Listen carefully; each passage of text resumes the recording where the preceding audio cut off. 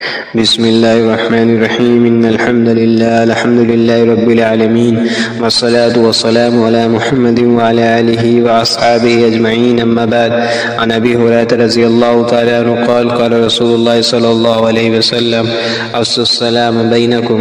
حضرت ابو ہریرہ رضی اللہ تعالیٰ عنہ سے روایت ہے کہ اللہ کے رسول صلی اللہ علیہ وسلم نے ارشاد فرمایا، آپس میں سلام کو عام کرو۔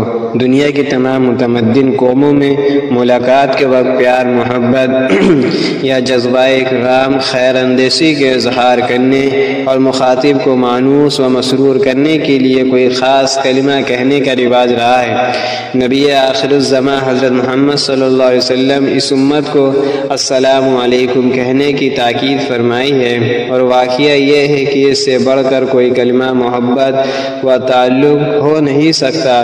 یہ ایک بہترین دعائے کلمہ ہے، اس میں چھوٹوں کے لیے شفقت، پیار بھی ہے اور بڑوں کے لیے اکرام و تعظیم بھی۔ پھر یہ السلام اسماء الہیہ میں سے ایک اسم ہے، اور اللہ تبارک و تعالی نے انبیاء کرام علیہ السلام کے لیے بھی اس کا استعمال فرمایا ہے، اور اس میں عنایت اور پیار و محبت کا رس بھرا ہوا ہے۔ اگر ملاقات کرنے والے پہلے سے شناسا اور متعارف ہیں تو اس سے مزید اس تعلق و محبت کا اظہار ہوتا ہے، ورنہ یہی کلمہ تعلق و اعتماد اور خیر سگالی کا ذریعہ بن جاتا ہے۔ بہرحال یہ اسلام کا ایک شعار ہے، اور یہ مسلمانوں کا دوسرے مسلمان پر حق ہے۔ آپ نے اس کے بڑے فضائل بیان فرمائے ہیں۔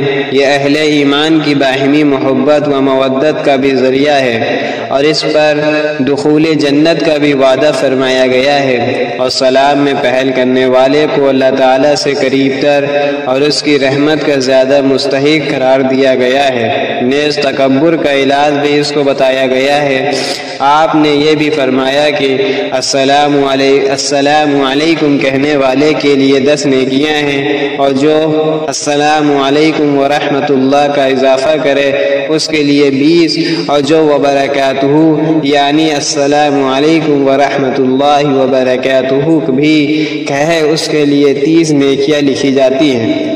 اس کے احکام میں سے یہ بھی ہے کہ جب آر ہو جائے اور دوبارہ ملاقات ہو، یعنی ایک ملاقات کے بعد تھوڑی دیر کے بعد پھر ملاقات ہو تو پھر سلام کرے۔ اگر تنہا فرد ہو تو جماعت کو سلام کرے۔ اسی طرح کم لوگ زیادہ لوگوں کو سلام کرے۔ سوار پیدل کو سلام کرے، یعنی سواری پر بیٹھنے والا پیدل چلنے والے کو سلام کرے، اور آنے والے بیٹھے ہوئے لوگوں کو سلام کرے۔ اسی طرح رخصت ہوتے وقت بھی سلام کرنے کا